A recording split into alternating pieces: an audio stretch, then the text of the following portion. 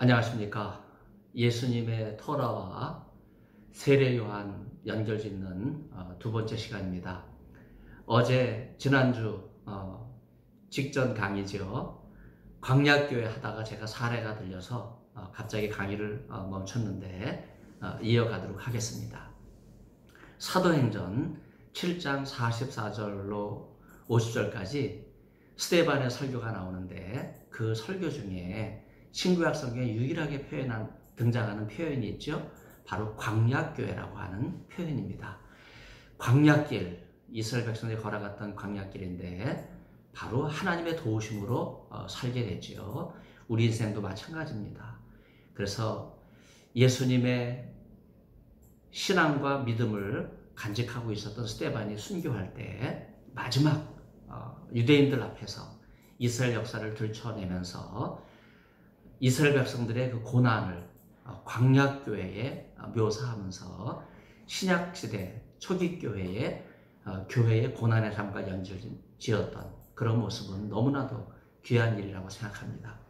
단순한 광약길이 아니라 하나님의 도우심을 가지고 살아갈 때 바로 그것이 광약교회에서 하나님 말씀을 듣는 은혜가 저와 여러분에게 임하는 것과 같다고 말할 수 있습니다.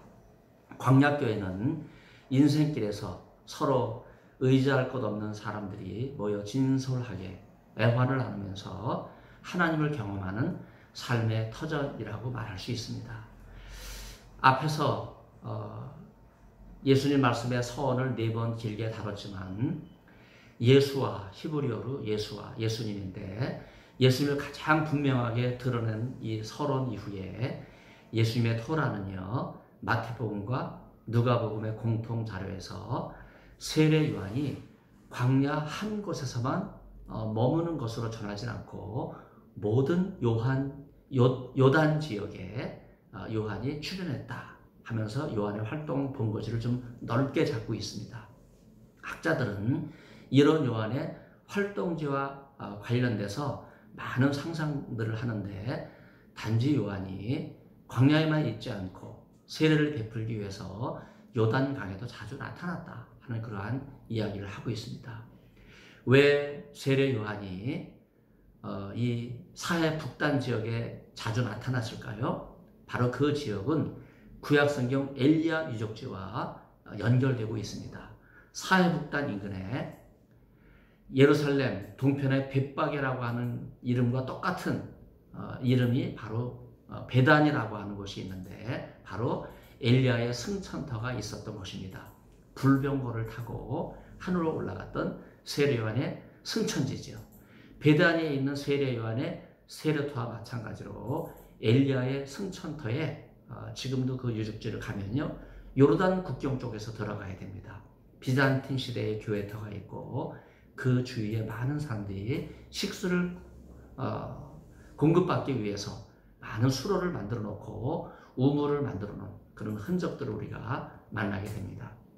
이미 세례 요한이 세례를 주기 이전부터 많은 사람들이 유대 광야에 살았다 하는 것을 제가 여호수아와 사사기를 통해서 지난 시간에 말씀드렸는데 이미 세례 요한 이전에 불병거를 타고 승천한 엘리야를 기리기 위해서 대거 사해 북단에 있는 요단강으로 말하는 하류 지역이지요. 많은 사람들이 이 지역을 방문했기 때문에 세례 요한도 자연스럽게 이 사해 북단을 찾았습니다.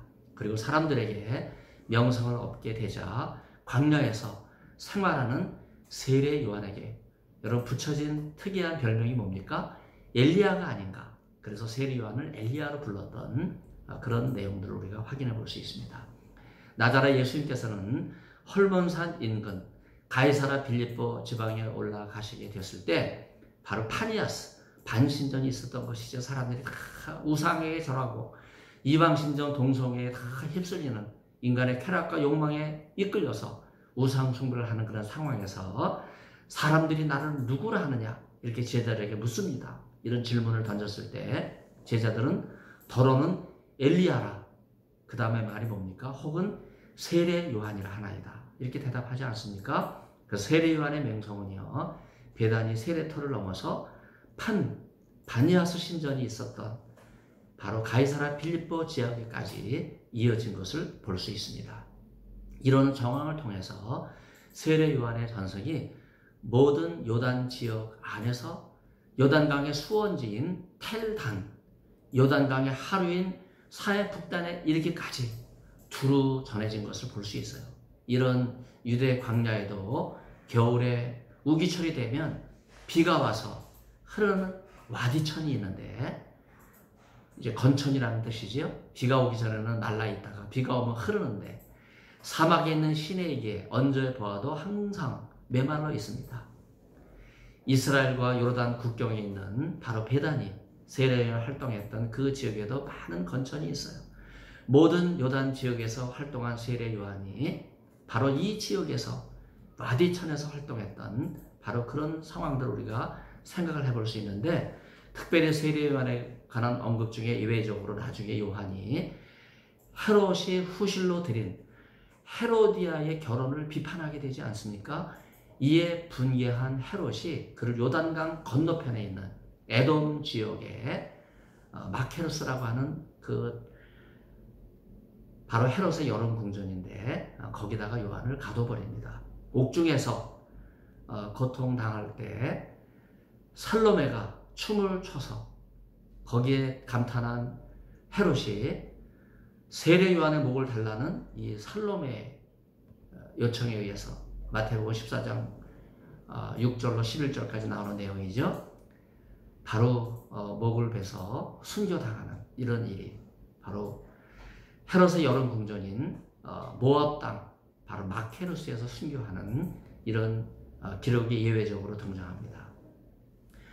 이사야 예언자의 예언대로 광야에 외치는 자의 서리로 살았던 세례 요한, 마지막 말라기 예언처럼 600년이 지난 후에도 그 예언이 다시 세례 요한을 통해서 이루어지는 이런 놀라운 사건들을 우리가 생각해 볼 수 있는데, 요한은 나자렛 예수님보다 6개월 먼저 태어났어요.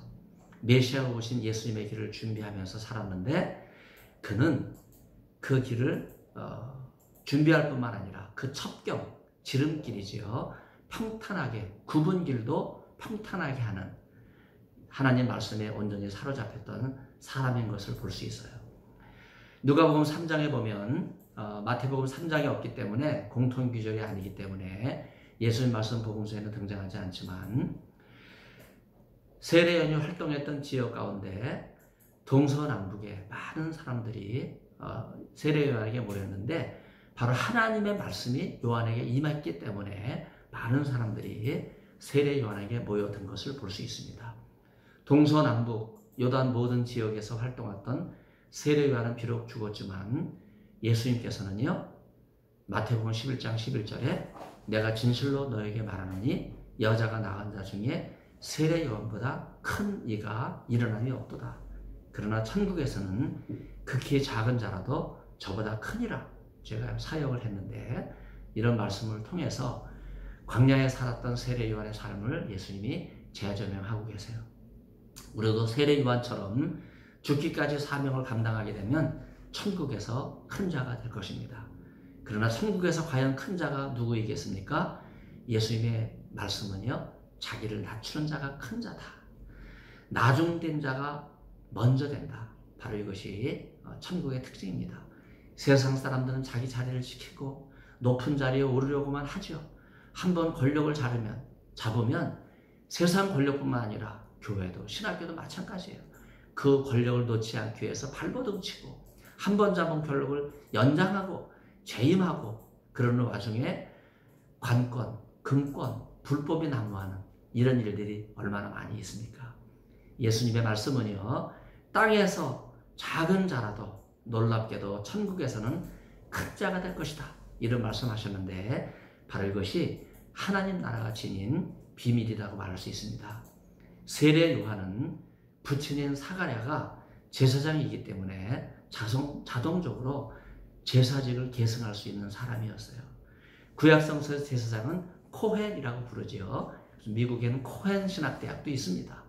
바로 제사장을 길러내는 학교라고 하는 뜻이지요. 제사 업무를 전담하는 직책이 바로 제사장, 코헨의 역할입니다. 출애굽기 29장 9절, 사무엘상 5장 5절을 보면 제사장으로 부름받은 최초의 기록이 등장하고 있습니다.